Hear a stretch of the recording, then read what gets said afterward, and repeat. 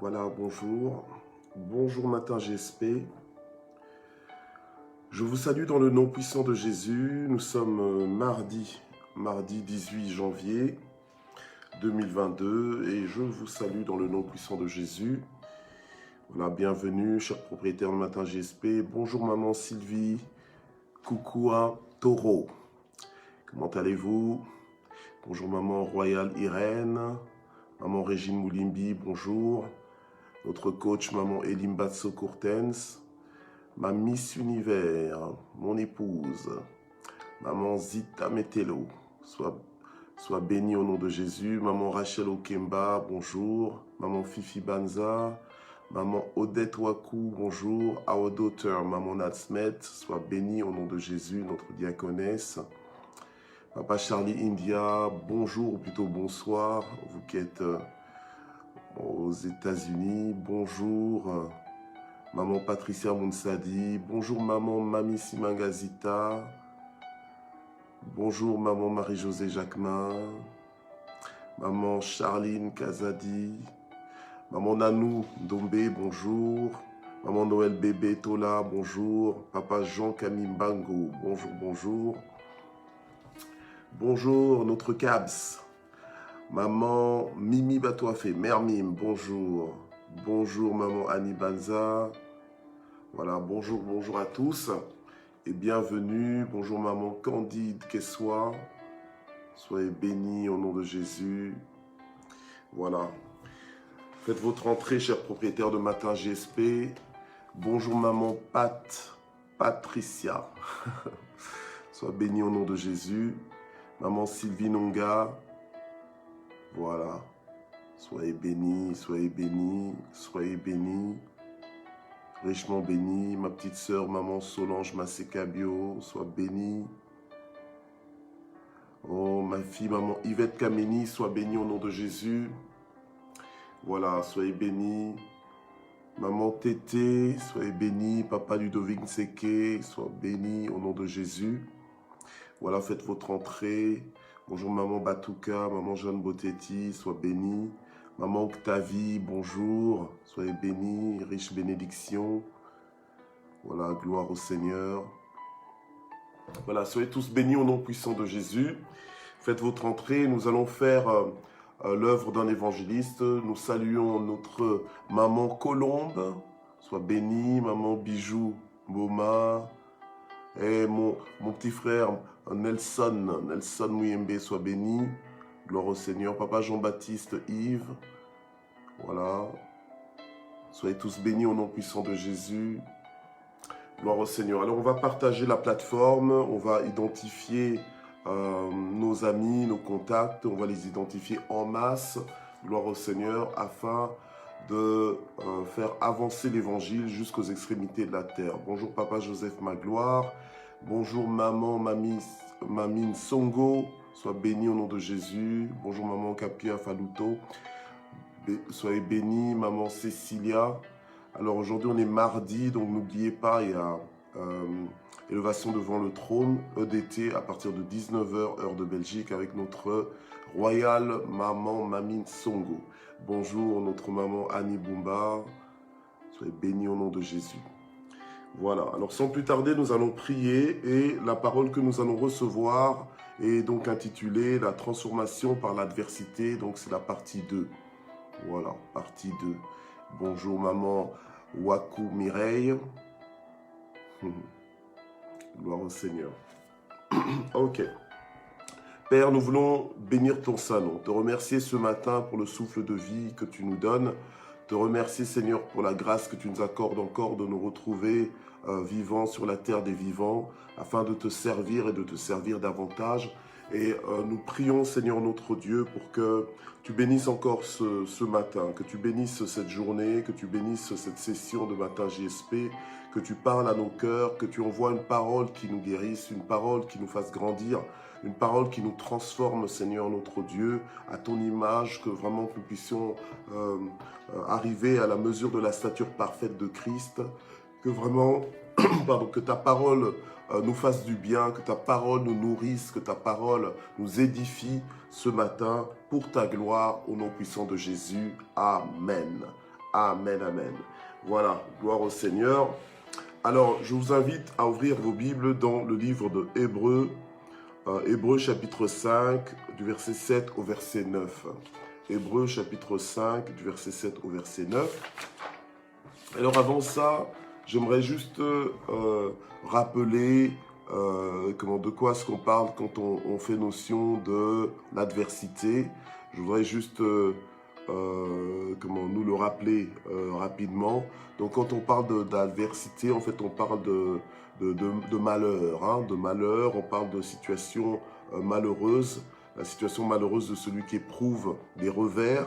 Voilà, on parle de situations décourageantes, des perturbations dans la vie, des dérangements, des interférences dans la vie, des mésaventures. On parle des tuiles, des tribulations, des difficultés, des problèmes, des soucis, des obstacles. On parle des épreuves, des écroulements ou des tremblements de terre, comme j'aime dire, les tremblements de terre personnels, les tremblements de terre familiaux. On parle des complications, des turbulences, des détresses, des vents contraires, des frayeurs, des tourments, les tragédies, les misères, voilà. On parle de tout ça en fait, voilà. C'est de ça qu'on parle quand on parle d'adversité, quand on parle et ce sont des situations des fois qui produisent de la souffrance, des situations qui produisent dans nos vies des peines, des douleurs, des larmes même des fois. Ça peut produire en toi de la révolte, ça peut produire en toi le dégoût, l'étonnement, la surprise. Voilà, ça c'est l'œuvre, enfin c'est l'adversité en général quand elle se présente dans la vie de tout être humain. C'est souvent comme ça que l'adversité est reçue et perçue. Mais nous, en tant que fils et filles de Dieu, nous devons comprendre que nous ne sommes pas à la merci ou bien sous le contrôle, sous le pouvoir de l'adversité, mais nous sommes supposés collaborer même avec l'adversité, comprendre l'adversité afin de quelque part accueillir, entre guillemets, l'adversité. Voilà, pour nous laisser transformer par l'adversité parce que dans cette année de transformation, en fait, l'objectif de Dieu, l'emphase de Dieu, Dieu insiste sur le fait qu'il veut nous transformer de l'intérieur vers l'extérieur, voilà, afin que nous puissions ressembler davantage à notre Seigneur Jésus-Christ. Voilà, donc l'adversité, entre autres, est un moyen que Dieu peut utiliser dans nos vies pour nous façonner, pour nous transformer, pour nous emmener à la mesure de la stature parfaite de Christ, nous emmener à ressembler à Jésus. Alléluia. Donc ce n'est pas, quand on parle de transformation, on parle de changement profond. Voilà, il ne s'agit pas simplement d'un déguisement. On ne parle pas de déguisement, donc juste un changement d'apparence, non.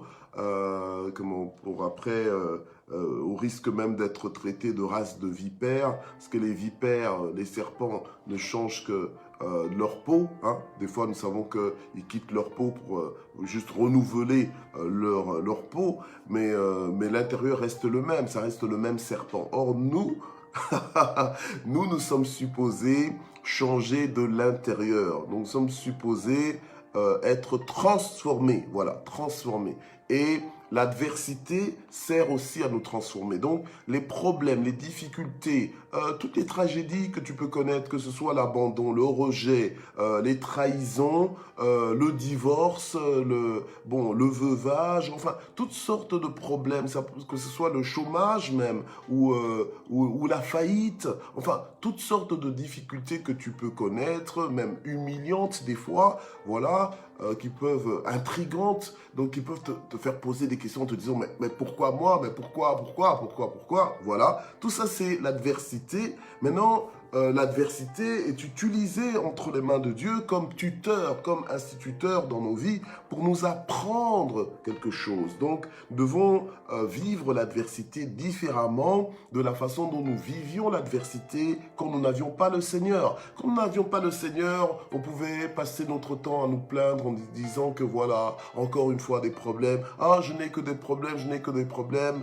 Voilà. Alors, il y aurait même des gens qui diraient, en lingala, ils diraient tale langa. Donc, tale langa, donc il sait un peu.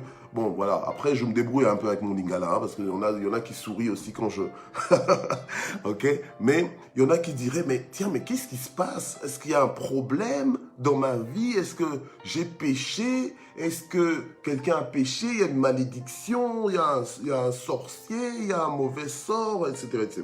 En fait, ce que je voudrais nous dire ici, c'est que l'adversité n'est pas toujours une évidence qu'il y a malédiction, ou bien qu'il y a jugement, ou bien désobéissance quelque part. Souvenons-nous de la vie de Job. Job, il était célébré par Dieu.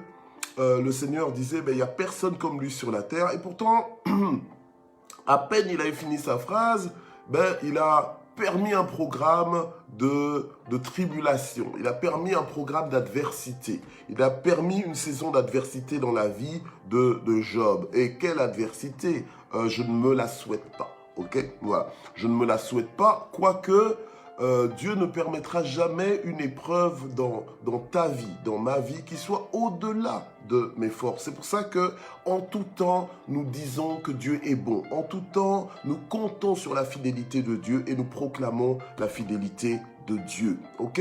Donc, que ce message, que cette parole fortifie quelqu'un, que ça positionne quelqu'un pour que tu ne sois pas comme quelqu'un qui est confus, voilà, confus, une personne confuse face à ce qui t'arrive, parce que tu te dis, mais tiens, mais pourquoi je ne comprends pas, etc., etc. Non, tu dois comprendre que quand tu rencontres l'adversité, comme je le disais hier, c'est que Dieu t'a mis dans l'école de l'adversité, c'est pour que tu grandisses en révélation et que cette révélation te transforme à jamais, voilà, et que tu arrives à ressembler à Jésus, à penser comme Jésus, à te positionner comme Jésus. Amen. Voilà. Alors, ce matin, on est dans Hébreux 5, verset 7 à verset 9. La Bible dit ceci, c'est lui qui, et là on parle de Jésus, celui qui dans les jours de sa chair offrit à grands cris et avec larmes des prières et des supplications à celui qui pouvait le sauver de la mort. Ayant été exaucé à cause de sa piété, il a appris, bien qu'il fût le Fils, l'obéissance par ce qu'il a souffert. Après avoir été élevé à la perfection, il est devenu pour tous ceux qui lui obéissent l'auteur d'un salut éternel. Voilà. Donc, Jésus a appris quoi? Il a appris l'obéissance. Par quoi? Eh bien, par tout ce qu'il a souffert. Donc, par ses souffrances, par toute l'adversité qu'il a pu connaître et rencontrer dans sa vie, il a appris. Voilà. Donc, lorsque tu vis l'adversité ou tu passes par l'adversité ou lorsque l'adversité te visite, voilà, lorsque tu es dans une traversée de difficultés, de tragédies, etc., etc., voilà, la question que tu dois te poser, ce n'est pas « tiens, qu'est-ce qui m'arrive ?» mais c'est plutôt « que veux-tu m'enseigner, Seigneur ?» Ce n'est pas « qu'est-ce que tu fais, oh Dieu ?» Non, mais c'est plutôt « que veux-tu m'enseigner, Seigneur ?» Qu'est-ce que je dois apprendre au travers de cela afin de ne pas rater la leçon? Voilà, ok? Parce que si tu rates la leçon, au lieu de sortir meilleur de ton épreuve ou de l'adversité, eh bien, tu vas sortir amer. Voilà, tu vas sortir pire. Voilà, pire. Donc, en fait, moins bon encore que là où tu étais. Voilà. Donc, en fait, tu vas rétrograder au lieu d'avancer. Donc, quand tu sors meilleur, c'est que tu avances en révélation, c'est que tu grandis en révélation. Voilà. Gloire au Seigneur. Et donc, on voit dans la parole de Dieu que même Jésus, le Fils de Dieu, il a appris, et la Bible nous dit, quoi qu'il fût fils, quoi qu'il fût le Fils, eh bien, il a appris l'obéissance par les choses qu'il a souffertes. Voilà. Par toutes ces choses qu'il a souffert, il a appris l'obéissance. Voilà. Donc, l'adversité ne doit en aucun cas dans ta vie être comparée à la fin du monde. Ce n'est pas la fin du monde, ni la fin de ton monde, ni la fin de ta vie.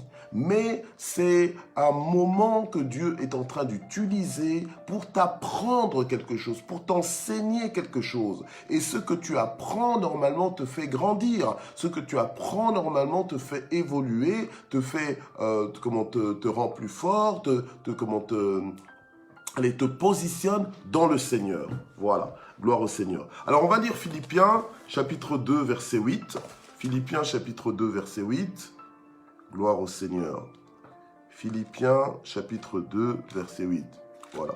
Ok, tu as beau me dire, oui mais pasteur, pasteur Michel, il y a épreuve et épreuve. Oui, il y a épreuve et épreuve, mais même s'il y a épreuve et épreuve, même s'il y a tragédie et tragédie, même s'il y a adversité et adversité, dans tous les cas, Dieu qui a ta vie dans sa main, il sait ce qu'il permet, il sait ce qu'il autorise. Voilà, donc fais-lui confiance, ne perds pas ta foi, alléluia, mais monte en révélation. Voilà, c'est l'occasion que Dieu te donne de le découvrir dans une dimension peut-être que tu ne maîtrises pas encore, dans une dimension dans laquelle tu n'es pas encore baigné, dans laquelle tu n'es pas encore baptisé. Voilà, ok. Alors, Philippiens 2, verset 8... on va lire versets 7 et 8, voilà. Mais il s'est dépouillé, donc Jésus, mais il s'est dépouillé lui-même en prenant la condition d'esclave, en devenant semblable aux hommes. Après s'être trouvé dans la situation d'un homme, il s'est humilié lui-même en devenant obéissant jusqu'à la mort sur la croix. Donc, on vient de lire dans Hébreux 5, versets 7 à 9, que Jésus a appris l'obéissance par les choses qu'il a souffertes. On nous montre ici, quoi qu'il fût le Fils, d'accord? Voilà. Mais il a appris l'obéissance par les choses. Donc, en fait, les choses qu'il a souffert, il ne faut pas juste souffrir pour souffrir. Il y a des choses que tu dois apprendre au travers des souffrances que tu es en train de souffrir. Voilà. Au travers des souffrances que tu es en train de ressentir, il y a des choses que tu dois apprendre. Voilà. Pas juste souffrir. Ah, j'ai souffert. Donc, tout ce qui, le résumé de ton adversité, c'est ah, j'ai souffert. Mais non. Mais là, c'est que tu n'as rien gagné, c'est que tu n'as rien compris. Voilà.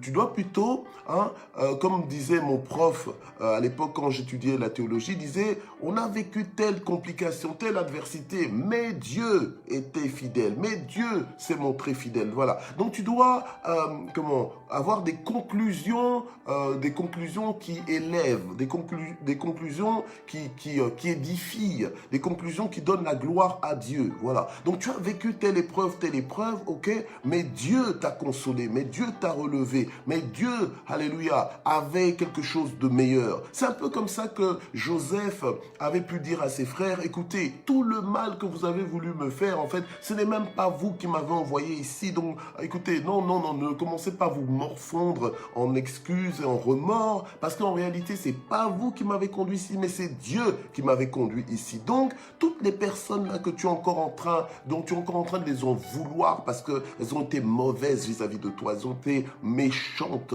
ces personnes ont été méchantes, cruelles vis-à-vis de toi, mais le jour où tu vas comprendre la leçon, où tu vas comprendre ce que Dieu est en train de vouloir te faire comprendre, là où Dieu voulait t'emmener, tu vas les remercier. Alléluia. Tu vas les remercier parce qu'ils ont été les portiers de ta destinée. Heureusement qu'ils étaient là pour t'ouvrir la porte vers ta destinée. Donc, ceux même qui te rejettent, ceux qui se moquent peut-être de toi, voilà, au point que tu es obligé de te repositionner, eh bien, en fait, ils sont en train de te propulser, de t'emmener quelque part. Peut-être que là, ils t'emmènent quelque part où tu n'arriverais pas s'ils n'avaient pas été là. Voilà. Mais toi, tu leur en veux parce que pour l'instant, tu n'es peut-être pas encore arrivé à destination, mais tu es sur la voie, parce que c'est Dieu qui te conduit. L'Éternel, verset Psaume 23, l'Éternel est mon berger, voilà, je ne manquerai de rien. Il me conduit, voilà, il te conduira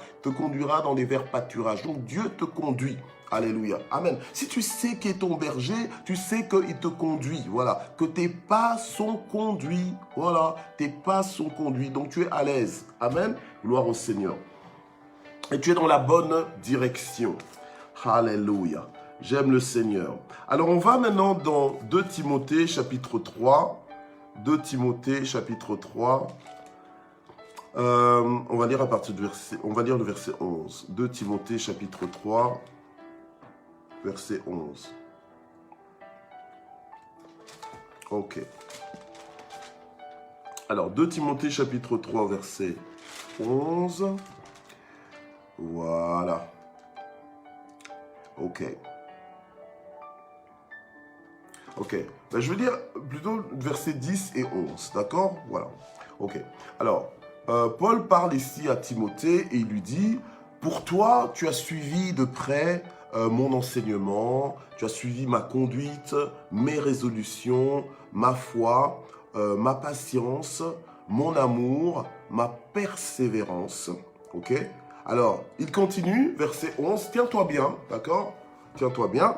Mes persécutions, mes souffrances. Ah bon? Paul, des persécutions, des souffrances?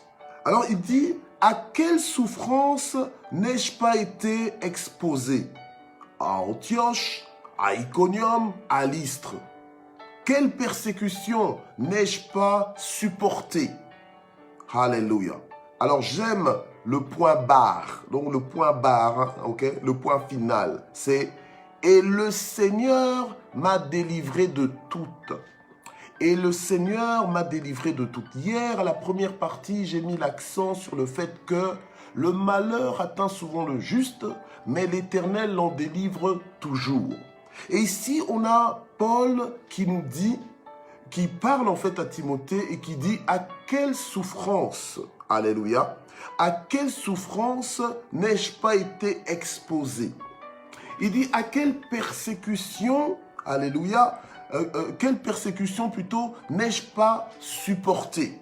Alors là, je crois t'entendre en fait, en causant avec toi, je crois t'entendre me dire, mais pasteur, mais c'est moi, mais ma vie, mais quelle souffrance n'ai-je pas eu, mais quelle persécution, ok, mais quelle est la leçon ici que Paul nous donne? Paul nous fait comprendre que, allez, Paul ne s'est pas juste arrêté à se plaindre sur son sort.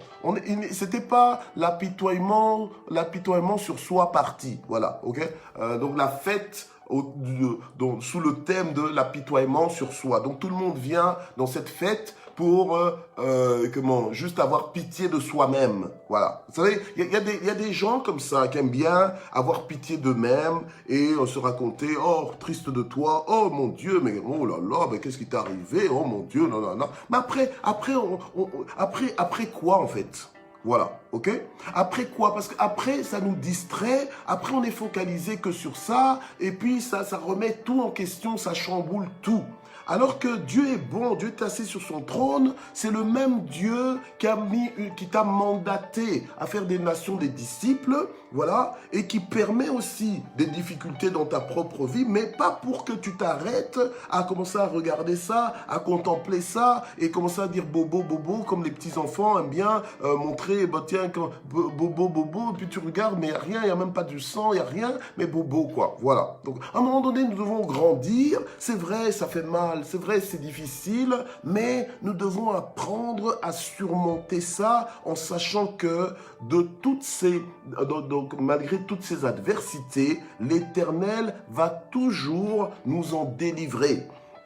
Et pourtant, Paul nous dit qu'il a eu à être exposé à la souffrance. Donc, c'est-à-dire que s'il a été exposé à la souffrance, c'est qu'il a souffert. Voilà. Donc, il y a des moments que tu passeras où tu es en train de souffrir des choses. Tu souffres peut-être dans ton cœur ou tu souffres peut-être dans ton corps, voilà, à cause de ce qui se passe, mais tu te laisses pas dominer par les souffrances que l'adversité peut apporter dans ta vie. Voilà. Parce que toi, tu ne t'arrêtes pas sur ça, mais tu t'arrêtes sur le fait que le point final dans cette histoire, le dernier mot dans cette histoire, c'est Dieu qui le dit et c'est un mot de délivrance. Parce que de toutes ces détresses, de toutes ces persécutions, eh bien, le Seigneur a délivré Paul. Et si Dieu l'a fait pour Paul, il le fera pour toi aussi.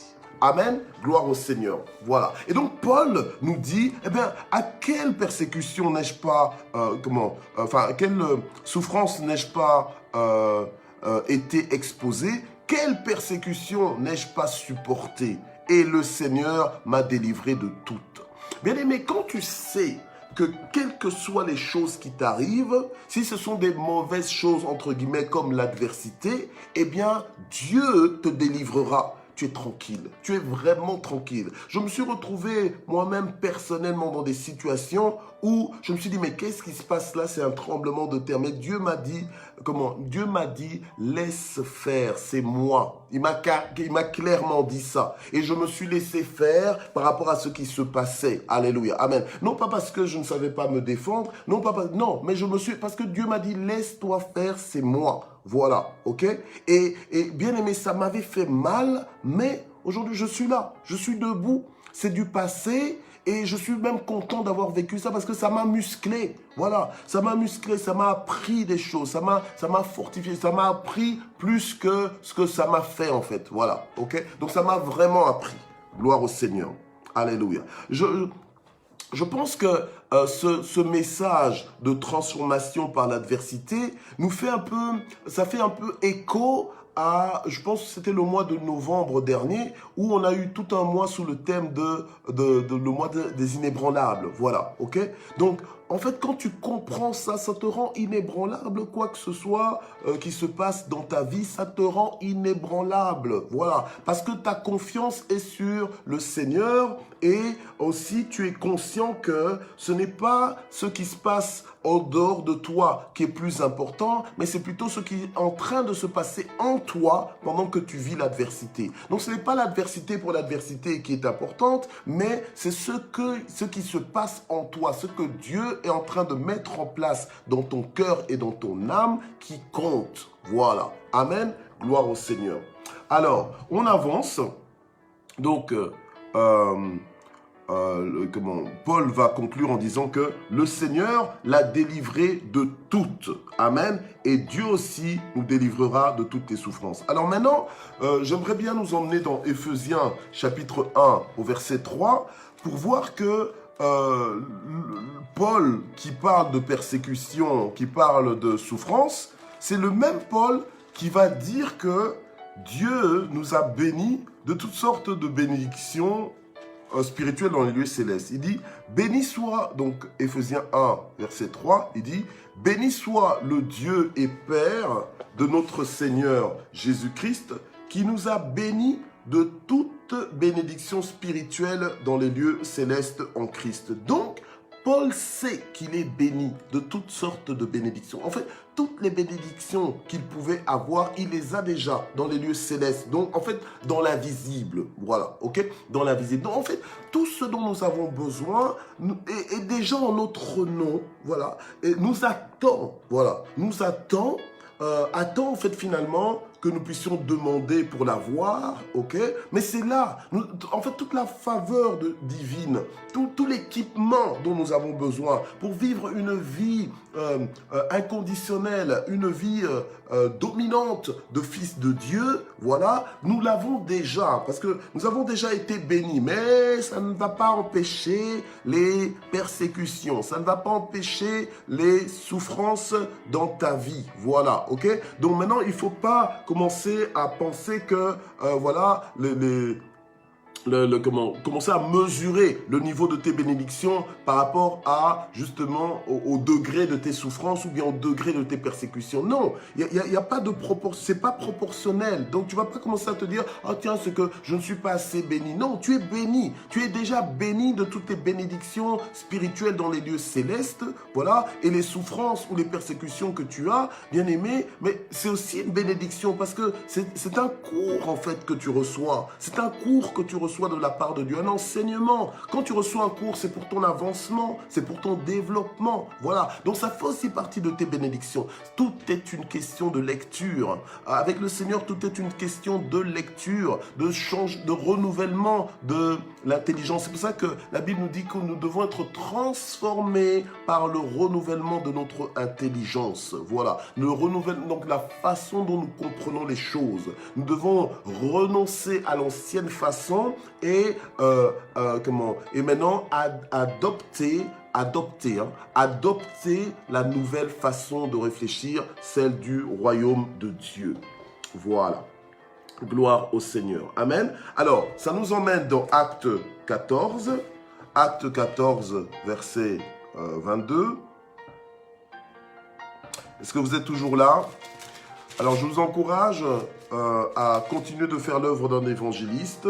Je vous encourage vraiment à continuer de partager et partager encore. Alléluia. Partagez cette plateforme et identifiez vos contacts. N'ayons pas honte de l'évangile, bien-aimés. N'ayons pas honte de l'évangile. Alléluia. Amen. Parce que c'est la puissance de Dieu pour le salut de quiconque croit. Amen. Gloire au Seigneur. Alors, on est dans Acte 14, verset 22. Donc, la Bible nous dit ici que ils affermissaient l'âme des disciples, les exhortaient à demeurer dans la foi et disaient, c'est par beaucoup de tribulations, donc Paul et Barnabas, c'est par beaucoup de tribulations qu'il nous faut entrer dans le royaume de Dieu. Donc, on est prévenu. On nous dit, c'est par beaucoup de tribulations. Tribulation, c'est synonyme de adversité. C'est par beaucoup d'adversité, de tribulations, de complications, voilà, qu'il nous faut entrer dans le royaume de Dieu. Donc, ça ne veut pas dire que, voilà, pour entrer dans le royaume de Dieu, tu dois le prix à payer. Non, non. Le prix à payer a déjà été payé. C'est Jésus qui l'a payé à la croix. Voilà. Nous, tout ce que nous avons à faire, c'est de l'accepter comme sauveur et Seigneur. Mais il a dit, ceux qui veulent vivre pieusement seront persécutés. Ceux qui veulent vivre pieusement, ceux qui veulent vivre selon les principes du royaume de Dieu, ce ne sera pas forcément facile pour eux. D'ailleurs, vivre selon les principes du royaume de Dieu en 2022, c'est un peu vivre à contre-courant, d'accord? C'est un peu vivre à contre-courant, j'ai envie de dire, c'est un peu nager à contre-courant. Donc, il y a quand même plus d'efforts que tu dois fournir, mais parce que quand tu nages dans le sens du courant, c'est facile, tu te laisses porter par le courant, ok? Voilà, tu ne contraries personne, tu es dans le mouvement. Mais quand tu nages à contre-courant, c'est-à-dire en fait, toi, tu nages vers l'amont, voilà, ok? Parce que le courant, c'est de l'amont vers l'aval. Mais toi, maintenant, tu nages de l'aval vers l'amont, ok? En fait, donc, tu nages à partir du bas vers le haut, ok? Voilà. Parce que nous sommes dans la direction de la montée, voilà. Alors, quand tu... Dans la direction des standards qui sont supérieurs, ok? Alors, quand justement tu nages à contre-courant, donc tu dois fournir plus d'efforts. Ceux qui savent nager savent de quoi je parle. Alléluia, amen. Voilà. Ceux qui ne savent pas encore nager, il y a encore moyen d'aller prendre des cours. Voilà, on peut apprendre en tout moment. Amen. Voilà. Donc, c'est comme certaines personnes qui ont vécu. Oh, mais oui, mais nous, on a vécu au bord de la rivière, mais tu ne sais pas nager. Ou bien, oh, mais nous, on avait une piscine à la maison, mais tu ne sais toujours pas nager. Mais enfin, bon, écoute. Hein? Bon, voilà.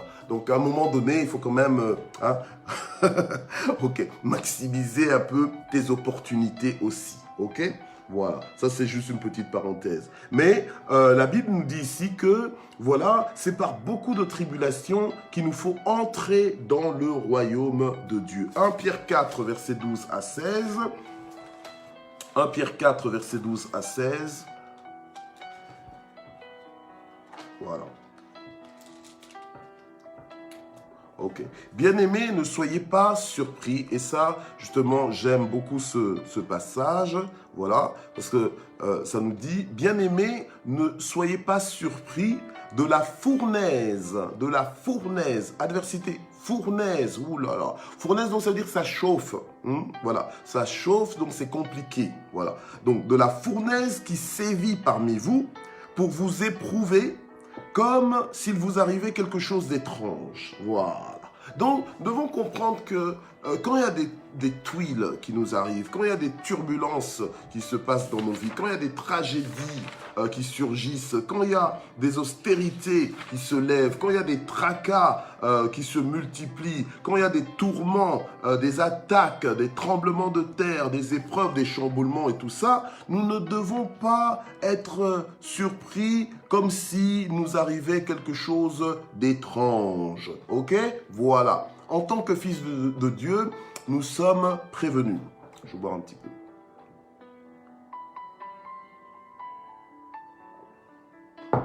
Ok. Voilà. Alors, verset 13, au contraire. Donc, au lieu d'être abattu en te disant, oh, il m'arrive quelque chose d'étrange, oh, qu'est-ce qui se passe? Et puis finalement, tu es là, on te voit dans la rue, tu es en train de réfléchir comme si quelqu'un qui est en train de calculer et qu'il ne faut pas le perturber parce qu'il est dans ses calculs, dans sa tête et tout, affligé. Voilà, affligé complètement. Pourquoi? À cause de l'adversité qui sévit dans ta vie, la fournaise qui sévit dans ta vie. On te dit non, que tu ne dois pas être comme quelqu'un qui, quelqu'un qui pense qu'il t'arrive quelque chose d'étrange. Voilà. Au contraire, réjouissez-vous. Alléluia. Voilà, merci Seigneur. C'est pas moi qui le dis, c'est la parole de Dieu qui le dit. Au contraire, réjouissons-nous, voilà, de participer aux souffrances, voilà, du Christ. Waouh, ça, il faut vraiment être fils de Dieu pour se réjouir de participer aux souffrances. Hein, voilà, ok. Mais oui, mais c'est ça la transformation. C'est ça la transformation, voilà. Hein, on parle de transformation, donc c'est ça la transformation. Et ça te brutalise parce que, humainement parlant, t'as pas envie, quoi. T'as pas envie de...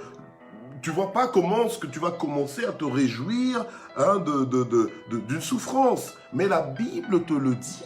La Bible te dit, non, mais justement, c'est ça que tu dois faire. Te réjouir du fait que tu participes aux souffrances du Christ. Voilà. Hein, afin de vous réjouir aussi avec allégresse lors de la révélation de sa gloire. Parce que si Christ a souffert en tant que fils de Dieu, et la Bible nous dit qu'il a appris l'obéissance par la souffrance qu'il a connue, donc toi aussi quand tu arrives dans une situation où tu dois... où justement tu passes par la souffrance, eh bien la Bible nous dit que tu dois te réjouir de participer aux souffrances du Christ, voilà, amen, afin de te réjouir avec joie, avec allégresse, lors de la révélation de sa gloire, parce qu'il revient, amen, voilà. Alors, si vous êtes outragé pour le nom du Christ, le nom de Christ, vous êtes heureux. Voilà. Donc ça, c'est pour ceux qui, voilà, t'évangélisent, on se moque de toi. T'essayes de faire du bien au nom du Seigneur, ça se retourne contre toi. Voilà. On ne te comprend pas, tu es mal compris, tu es mal interprété. Hein. Pourtant, tu as le cœur pour servir. Tu veux les exposer à l'évangile. Mais voilà, quand tu as proposé la prière, c'était un sujet de discussion.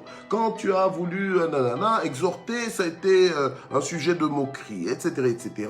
Et bien pire encore. Bon, ils ont de l'imagination pour te fournir, voilà, te fournir la souffrance qu'il faut, ok? Mais c'est à nous de nous réjouir par rapport à ça, voilà. Donc si vous êtes outragés pour le nom de Christ, eh bien vous êtes heureux car l'Esprit de gloire, l'Esprit de Dieu repose sur vous. Voilà. Donc quand tu fais des choses au nom du Seigneur et que tu reçois des outrages, tu reçois, voilà, donc que c'est mal reçu, que voilà, que tu reçois des incompréhensions bien que tu es persécuté, eh bien, sois bien heureux parce que c'est l'Esprit de gloire, l'Esprit de Dieu lui-même qui repose sur toi. Oh, ça c'est quelle mentalité? La mentalité du royaume, voilà. Ça c'est quelle perspective? La perspective du royaume. Maintenant, j'aimerais bien que tu scelles cette parole dans ton esprit en disant je m'inscris dans cette parole, je m'inscris dans ce mouvement, je m'inscris dans cette attitude. Je veux adopter cette attitude désormais dans ma vie. Voilà. Alors, la Bible nous dit ceci au verset 15, que nul de vous ne souffre comme meurtrier. Ah, voilà. Parce que hein, maintenant, il y a une différence quand même. Hein. Quelqu'un qui souffre comme meurtrier, c'est-à-dire que la souffrance, par exemple, maintenant qu'il a, c'est pas à cause du meurtre qu'il a commis. Voilà, ok? Donc, que nul de vous ne souffre comme voleur, comme malfaiteur ou comme se mêlant des affaires d'autrui. Voilà. Donc, parfois, tu peux avoir des retours, voilà, des retours, plutôt des revers par rapport à tes actions, ok? Mais des fois, c'est justifié. Donc, si tu souffres comme meurtrier, ben c'est parce que voilà, tu as été meurtrier, tu as fait des actes de meurtrier, donc forcément, tu en payes les conséquences. Comme malfaiteur, tu en payes les conséquences, ok? Voilà. Comme voleur, tu as pris le bien de quelqu'un, tu as pris le mari de quelqu'un, tu as pris la femme de quelqu'un, tu as pris les choses de quelqu'un. Après, tu t'étonnes que tu es en train de souffrir à cause de ça. Ben, écoute, tu as comment je veux dire, tu as la monnaie de ta pièce. Tu as ce que tu méritais, voilà, ok? Et la Bible nous dit que nul ne souffre à cause de ça, que nul ne souffre dans ce genre de conditions, parce que à cause du propre mal que toi-même tu as fait, voilà, ok?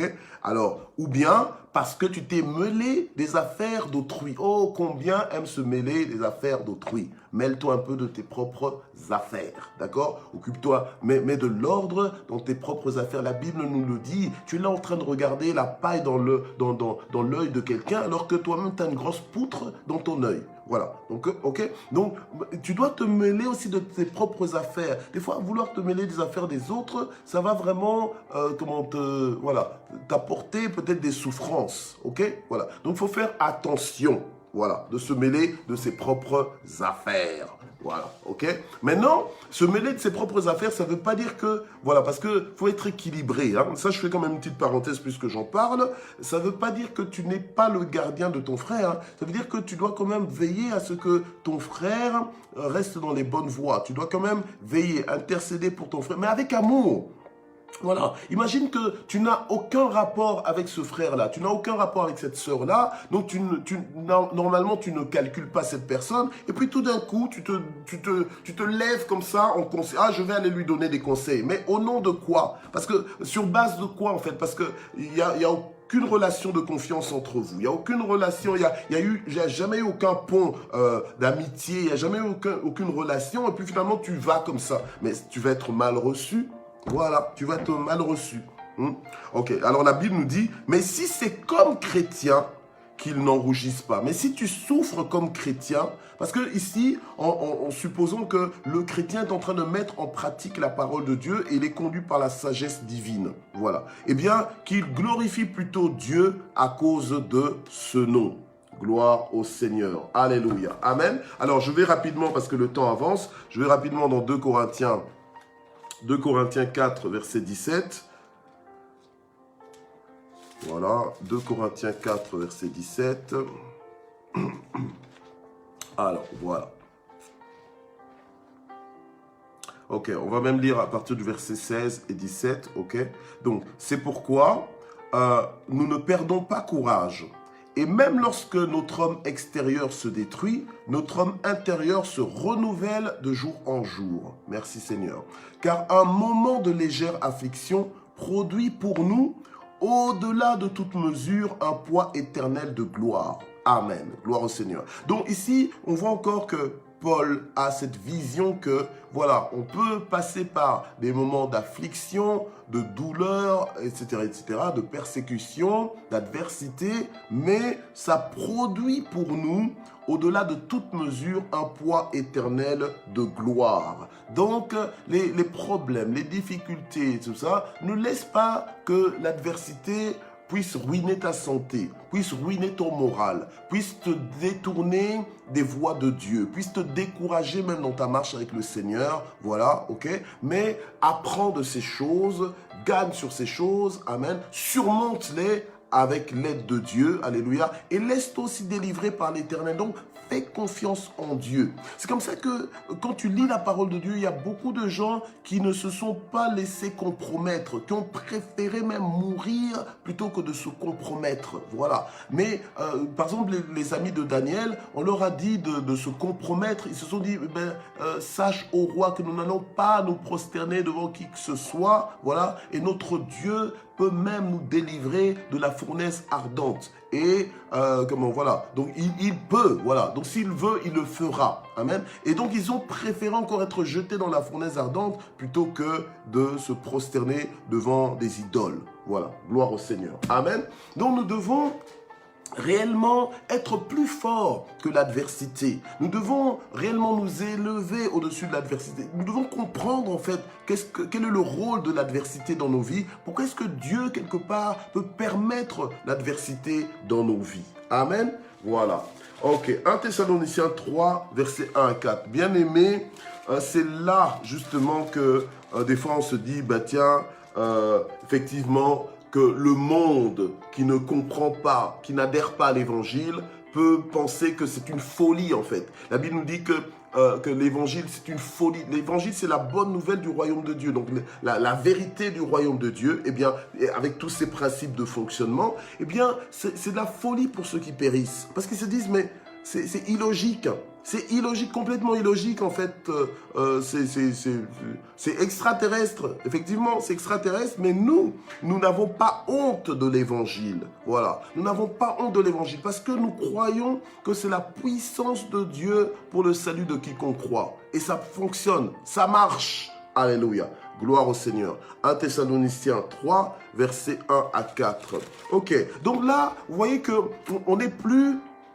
On n'est plus dans les fondements, ok? On n'est plus dans le basique, au commencement où, voilà, on te dit, bon, allez, on prie, alléluia, alléluia et tout ça. Non, là, on est en train d'aller plus loin. On est en train d'aller plus loin où certaines personnes vont nous lâcher parce que, là, non, là, ils vont pas supporter cette parole, se disent, non, non, non, moi, je préfère rester dans mon ancien système, dans ma façon de voir les choses. Alors que Dieu veut que nous soyons transformés, alléluia, par le renouvellement de notre intelligence. Amen. Ok. 1 Thessaloniciens 3, j'espère que je ne t'ai pas effrayé quand j'ai dit transformé. 1 Thessaloniciens 3, versets 1 à 4. Alors aussi, n'y tenant plus, nous avons trouvé bon de rester seuls à Athènes et nous avons envoyé Timothée. Nous avons envoyé Timothée, notre frère, ouvrier avec Dieu pour l'évangile du Christ, afin de vous affermir et de vous exhorter dans l'intérêt de votre foi pour que personne ne soit ébranlé dans les tribulations présentes. Pour que personne ne soit ébranlé dans les tribulations présentes, car vous le savez vous-même, c'est à cela que nous sommes destinés. Ok ?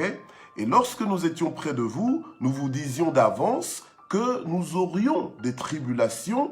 C'est ce qui est arrivé, vous le savez. Voilà, ok? Bon, ok. Alors, maintenant, on voit ici, et c'est avec ça que je vais terminer pour qu'on puisse prier, on voit ici que Paul qui parle donc aux Thessaloniciens et qui leur dit, ben voilà, on vous a même envoyé Timothée, pour qu'il puisse vous affermir, pour qu'il puisse vous exhorter dans l'intérêt de votre foi, pour que votre foi soit établie, affermie, solidifiée, consolidée. Et pour que justement que personne ne soit ébranlé dans les tribulations, que personne ne soit ébranlé dans l'adversité. L'adversité, là, n'est pas juste pour te mettre à terre, non. L'adversité, elle est là pour justement t'aider à comprendre qui est Dieu, te donner une histoire avec Dieu, pour que tu puisses dire un jour, mais à quelle persécution n'ai-je pas été exposé, à quelle souffrance n'ai-je pas vécu ou bien ressenti, mais de toute l'Éternel m'en a délivré. Et alors, ici, Paul dit, eh bien, nous ne voulons pas que vous soyez ébranlés dans les tribulations présentes.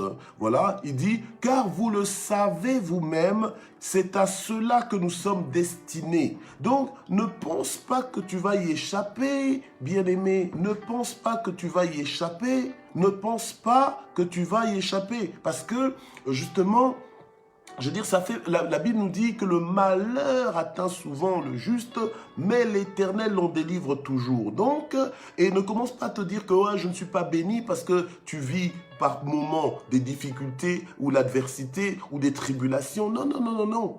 Mais à chaque fois que tu verras l'adversité dans ta vie, dis-toi, je suis dans l'école de l'adversité maintenant, Dieu est en train de m'apprendre quelque chose, il est en train de me faire grandir et je m'attends à Dieu parce que l'adversité n'aura pas le dernier mot dans ma vie. Le dernier mot, c'est que Dieu m'en délivrera toujours. Alléluia. Alors nous sommes destinés à cela, gloire au Seigneur. Et comme Paul ici, il dit, eh bien, on vous l'avait dit, on vous avait dit que que nous aurions des tribulations. Eh bien, c'est ce qui est arrivé. Bien-aimés, les temps, c'est vrai, on est dans les temps de la fin et ce sera peut-être de plus en plus difficile d'être fils de Dieu. Hein? Je disais encore dimanche dernier en présentiel à l'église que nous ne sommes pas une église souterraine, ok? Donc, exprimons-nous. Hein? Quand tu dis Amen, dis bien ton Amen qu'on t'entende. Si tu dis Alléluia, qu'on t'entende bien, parce qu'on n'est pas église souterraine. Les églises souterraines, ce sont des églises qui sont cachées, qui sont persécutées, et donc pour se réunir ensemble, pour s'édifier comme on est en train de s'édifier publiquement et ouvertement comme ça, voilà, il arrive des temps où peut-être que ce sera plus permis. Il arrive des temps où ce sera peut-être compliqué de se connecter comme ça ouvertement, sans conséquences. Voilà. Donc, il faut déjà s'apprêter par rapport à ça. Toi, tu es en train de me parler des persécutions, de « Ah, on a diminué ton salaire, on a fait ceci, je sais pas moi. » Enfin, n'importe quelle persécution, mais il y a des persécutions où, rien que si tu dis « Amen », il y a des endroits où quand tu diras « Amen », on risque de t'arracher la vie. Voilà, donc il y a des temps difficiles qui arrivent et voilà, soyons conscients que, en fait, être fils de Dieu, dans le monde spirituel, ça bouge en fait. Voilà, il y a des conséquences. C'est pas anodin en fait d'être fils de Dieu. Ne crois pas que c'est juste comme... Non, non, non, ce n'est pas anodin. Donc voilà, il y a les ténèbres qui sont en train aussi quelque part de se préparer, mais Dieu est plus fort. Le Seigneur a bâti son église. Il dit, je bâtirai mon église et les portes du séjour de la mort ne prévaudront pas contre elle. Il dit, ils vous feront la guerre, mais ne vous vaincront pas. Donc, fortifions-nous. Ne nous laissons pas déjà avec les adversités diverses que nous pouvons connaître aujourd'hui, hein, que nous nous laissions abattre par ça. Non, muscle-toi, accroche-toi à la parole, transforme ta mentalité, compte sur Dieu, alléluia. Il a dit que le malheur atteint souvent le juste, mais l'Éternel en délivre toujours. Donc soyons prêts, alléluia. Soyons prêts et quand les problèmes arrivent, ok, même si ça te surprend, mais ne reste pas surpris éternellement. Non, on n'a qu'à moi, mais on qu'à moi jusque quand? Oh non, je suis étonné, mais tu vas être étonné jusque quand? Non, à un moment donné, ok, c'est comme ça, ok, d'accord, mais toi tu pries, tu dis Seigneur, tu as dit que tu me délivreras, délivre-moi de cette situation. Alléluia. Délivre-moi comme tu l'entends. Non, c'est pas comme je l'entends, mais comme tu l'entends. Délivre-moi comme tu l'entends. Je te laisse faire. Je te fais confiance. Voilà. Je te fais confiance. Amen. Et tu pries pour ça. Et quand ton ancienne mentalité vient te suggérer de t'apitoyer sur toi-même, tu refuses l'apitoiement sur toi. Voilà. OK? Pourquoi mon âme t'a battu au-dedans de moi? Alléluia. Espère en l'Éternel, car je le louerai encore. Alléluia. Amen. Gloire au Seigneur. Père éternel notre Dieu, nous voulons te remercier pour cette parole. Nous voulons te remercier, éternel notre Dieu, parce que tu ne parles pas en vain. Tu nous connais et tu nous équipes. Tu nous envoies ta parole pour nous guérir. Tu nous envoies ta parole pour nous propulser. Tu nous envoies ta parole pour nous rendre invincibles, inébranlables. Tu nous envoies ta parole, Seigneur, pour que nous soyons transformés par cette parole, par la révélation de ta parole, enrichis par les trésors de ta parole. Alléluia. Seigneur, merci de nous équiper, de transformer notre mentalité, notre intelligence, notre perspective. Alléluia, et de nous donner une perspective de plus que vainqueur dans le nom puissant de Jésus-Christ et qu'à notre tour nous puissions communiquer cette vision aux autres afin de fortifier les autres, de leur communiquer le courage dans le Seigneur au nom de Jésus-Christ. Alléluia. Oh, gloire à toi Seigneur. Gloire à ton nom, ô mon Dieu, mon roi. Alléluia. Nous refusons d'être ébranlés par l'adversité. Nous refusons, Seigneur notre Dieu, d'être écroulés par l'adversité dans nos vies, quelle que soit la forme d'adversité, dans le nom puissant de Jésus-Christ. Seigneur, nous nous confions en toi. Ta parole nous dit que les jeunes gens se fatiguent et se lassent, mais ceux qui se confient en l'Éternel renouvellent leurs forces et prennent l'envol comme l'aigle. Seigneur, je déclare nos forces renouvelées. Je déclare nos forces renouvelées. Je déclare nos forces spirituelles, mentales, physiques renouvelées aujourd'hui, ce matin, par ton esprit, dans le nom de Jésus-Christ. Alléluia. Oui, Seigneur, que là où le diable pensait en avoir fini avec nous, là où les gens, nos ennemis, pensaient qu'ils ne nous verraient pas remonter en surface, Seigneur, je prie que tu confondes nos ennemis. Je prie que tu relèves nos têtes. Je prie, Seigneur notre Dieu, que tu te glorifies dans l'histoire de nos vies, Seigneur, au nom de Jésus, afin que les nations, que tous ceux qui de près ou de loin, Seigneur, nous observent, qu'ils voient que tu es avec nous, qu'ils voient, Seigneur notre Dieu, que nous t'appartenons, alléluia, et que tu ne permettras pas que nos pieds chancellent, dans le nom puissant de Jésus-Christ. Je prie, Seigneur, mon Dieu, mon roi, pour une nouvelle approche par rapport à l'adversité. Je prie, Seigneur, notre Dieu, pour que chacun, Seigneur, notre Dieu, s'ajuste à l'approche du royaume de Dieu, alléluia, face à l'adversité, dans le nom puissant de Jésus-Christ. Je prie, Seigneur, pour que nous ne soyons plus à la merci, Seigneur, sous le contrôle de l'adversité dans nos vies, mais que nous puissions dominer, Seigneur, sur l'adversité dans nos vies, dans le nom de Jésus, et que nous puissions apprendre tout ce que nous devons apprendre de toi, dans le nom de Jésus. Que notre attention, Seigneur, notre Dieu, ne soit pas, Seigneur, focalisée sur ce qui se passe autour de nous, mais plutôt sur ce que tu es en train de faire en nous, alléluia, par rapport à ce qui se passe autour de nous, au nom puissant de Jésus-Christ. Merci pour ton œuvre, parce que l'œuvre que tu as commencée dans chacune de nos vies, tu l'achèveras dans la perfection, au nom de Jésus-Christ. Alors nous voulons prier maintenant et recommander notre sort à l'Éternel. La Bible nous dit, recommande ton sort à l'Éternel et il agira. Alléluia. Et il agira. Recommande maintenant ton sort à l'Éternel. Recommande ta vie à l'Éternel. Recommande cette journée à l'Éternel. Recommande tes besoins, tes demandes à l'Éternel. Alléluia. Et il agira. Demande-lui de faire son entrée dans ta vie, dans ta maison. Alléluia. Dans tes projets. Alléluia. Au nom de Jésus. Père, Seigneur, arrose cette journée. Bénis cette journée, Seigneur notre Dieu, alléluia, inonde-la de ta grâce, inonde-la de ta bonté, de ta fidélité, Seigneur notre Dieu, que ta fidélité nous soit signalée dans les moindres détails de cette journée au nom de Jésus. Seigneur, que la paix, Seigneur, remplisse nos maisons, que la paix remplisse nos foyers, nos lieux de travail, au nom puissant de Jésus. Accompagne-nous dans tous nos déplacements, Seigneur, à l'aller comme au retour, dans le nom puissant de Jésus, que ta main protectrice soit sur nous, alléluia. Alléluia, au nom de Jésus, et que tu nous démontres encore ta parole qui dit que le malheur atteint souvent le juste, mais l'Éternel l'en délivre toujours. Tu seras pour nous le Dieu de délivrance. Tu vas nous arracher, Seigneur notre Dieu, du danger. Tu vas nous arracher des ténèbres. Tu vas nous arracher de l'adversité. Tu vas nous arracher du gouffre. Tu vas nous arracher de tout traquenard, de tout piège. Au nom puissant de Jésus-Christ. Amen. Et nous remercions le Seigneur.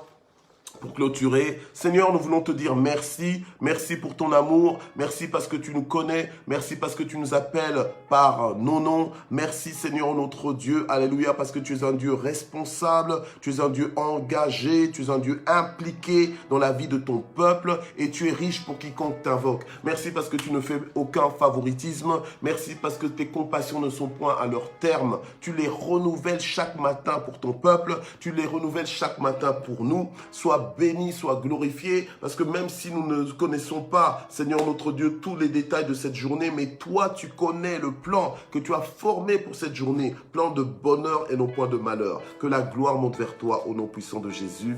Amen. Voilà, soyez bénis, richement bénis. Merci de vous être connectés encore ce matin. Je vois vos noms. Soyez bénis, je vais lire vos commentaires tout à l'heure. Voilà, que Dieu vous bénisse. On se retrouve demain. Même heure, même endroit, donc à partir de 6h, demain, donc matin GSP, demain nous serons mercredi 19, ok? Que Dieu vous bénisse et à bientôt, bye bye.